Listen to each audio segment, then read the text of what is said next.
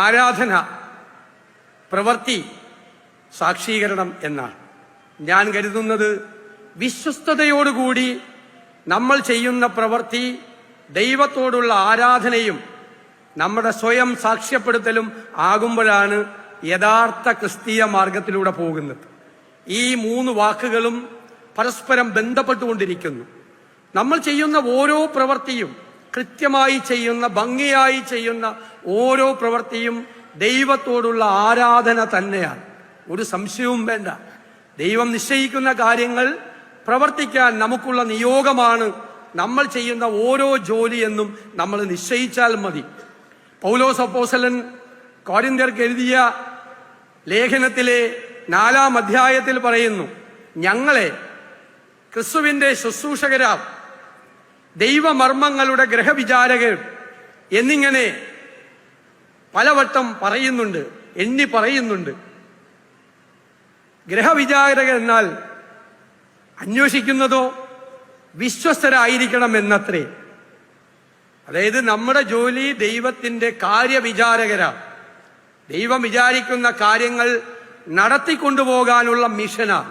ഒരു പൊതുപ്രവർത്തകൻ എന്ന നിലയിൽ എനിക്ക് സാധാരണക്കാരുടെ, പാവപ്പെട്ടവരുടെ, സങ്കടങ്ങൾ അനുഭവിക്കുന്നവരുടെ വിഷമങ്ങൾ തീർക്കാൻ, അവന്റെ ദുരിതങ്ങൾ അകറ്റാൻ, അവന്റെ കണ്ണീരൊപ്പിയെടുക്കാനാണ് എന്റെ ഡിവൈൻ അസൈൻമെന്റ്, എന്റെ ദൈവികമായ നിയോഗം. ഞാനത് കൃത്യതയോടുകൂടി ഭംഗിയായി ചെയ്യുമ്പോൾ അപ്പോഴാണ് ആ ദൈവ നിയോഗം പൂർത്തിയാകുന്നത്. ഇവിടെ എന്റെ വേദിയിലിരിക്കുന്ന പാസ്റ്റർമാർ ദൈവത്തെക്കുറിച്ചും ദൈവ വിശേഷങ്ങളെക്കുറിച്ചും നിങ്ങളോട് സംസാരിക്കാനുള്ള വലിയ മിഷനാണ് അവരെ ഏൽപ്പിച്ചിരിക്കുന്നത്. അവരത് ചെയ്യുന്നു. നമ്മൾ വ്യക്തികൾ എന്നുള്ള നിലയിൽ, ദൈവദാസൻ എന്നുള്ള നിലയിൽ നമുക്ക് ഓരോ ദൗത്യവും നമ്മളിൽ ഉണ്ട്. ആ ദൗത്യം എത്ര ഭംഗിയായി നമ്മൾ ചെയ്തു തീർക്കുന്നോ അപ്പോഴാണ് നമ്മൾ ദൈവത്തിനെ ആരാധിക്കുന്നു എന്ന് പറയാറുള്ളത്.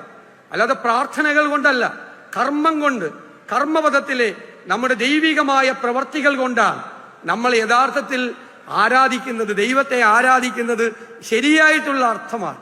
അത് നമ്മുടെ ബോസ് നമ്മളെ ഏൽപ്പിക്കുന്ന കാര്യം, നമ്മുടെ മീതെയുള്ള ആളുകൾ, നമ്മുടെ സുപ്പീരിയേഴ്സ് നമ്മളെ ഏൽപ്പിക്കുന്ന കാര്യം, ജനങ്ങൾ നമ്മളെ ഏൽപ്പിക്കുന്ന കാര്യം, അതെല്ലാം കൃത്യതയോടുകൂടി ചെയ്തു തീർക്കുമ്പോൾ അത് ദൈവത്തോടുള്ള ആരാധനയായും മാറും. മത്തായിയുടെ സുവിശേഷത്തിലെ 25-ാം അധ്യായത്തിൽ യജമാനൻ ഇങ്ങനെ പറയുന്നുണ്ട്, നന്ന് നല്ലവനും വിശ്വസ്തനുമായ ദാസനെ, നീ അല്പത്തിന്റെ വിശ്വസ്തനും ആയിരുന്നു, നിന്നെ ഞാൻ അധികത്തിന്റെ കാര്യക്കാരനാക്കും. യജമാനന്റെ സന്തോഷത്തിലേക്ക് നീ പ്രവേശിക്കുക. യഥാർത്ഥത്തിൽ ഏൽപ്പിക്കുന്ന ദൗത്യങ്ങളാണ് അതാണ് സ്വയം സാക്ഷീകരിക്കപ്പെടുന്ന കാര്യമായി നമുക്ക് മാറുന്നത്. നമ്മുടെ മുന്നോട്ടുള്ള പാതയിൽ, നമ്മുടെ വഴിയിൽ എല്ലായ്പ്പോഴും അതുണ്ടാകണം. 119-ാമത് സങ്കീർത്തനത്തിൽ പറയുന്നത്, നിന്റെ വചനം എന്റെ കാലിന്റെ പാതയും എന്റെ പാതയുടെ പ്രകാശമാകുന്നു. നിന്റെ നീതിയോടെയുള്ള വിധികൾ പ്രമാണിക്കുമെന്ന് ഞാൻ സത്യം ചെയ്തു, ഞാനത് നിവർത്തിക്കുമെന്നതാണ്. അപ്പൊ ഈ വചനങ്ങൾ നമ്മുടെ കാലിന്റെ ദീപവുമാണ്, നമ്മുടെ പാതയിലുള്ള പ്രകാശമാണ്, വെളിച്ചമാണ്, അന്ധകാരത്തിലേക്കുള്ള വെളിച്ചമാണ്, നല്ലത് ചെയ്യാനുള്ള കാര്യങ്ങളാണ്. ഞാൻ നിങ്ങളോട് വാക്ക് തരുന്നു, ഒരു പൊതുപ്രവർത്തകൻ എന്ന നിലയിൽ എന്റെ മനസ്സിലുള്ള എല്ലാ ദിവസത്തെയും പ്രാർത്ഥന ശലോമോന്റെ പ്രാർത്ഥനയാണ്.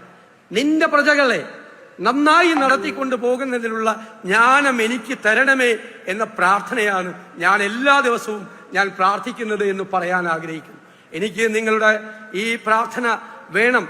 ഒരുപാട് നല്ല കാര്യങ്ങൾ ചെയ്യാൻ, ഒരുപാട് സാധാരണക്കാരെ, പാവങ്ങളെ ചേർത്ത് നിർത്താൻ, ഒരുപാട് സങ്കടങ്ങളെ മാറ്റാൻ, ഒരുപാട് പേരുടെ കണ്ണീരൊപ്പാൻ, ദൈവത്തിന്റെ നിയോഗം പൂർണ്ണതയോടുകൂടി പ്രാവർത്തികമാക്കാൻ നിങ്ങളുടെ പ്രാർത്ഥനകൾ എന്റെ പിൻബലമായി ഉണ്ടാകണം എന്ന് വിനയപൂർവ്വം അഭ്യർത്ഥിച്ചുകൊണ്ട് ഈ വേദിയിൽ മൂന്നാമതും എത്തിച്ചേരാൻ കഴിഞ്ഞതിന്റെ സന്തോഷം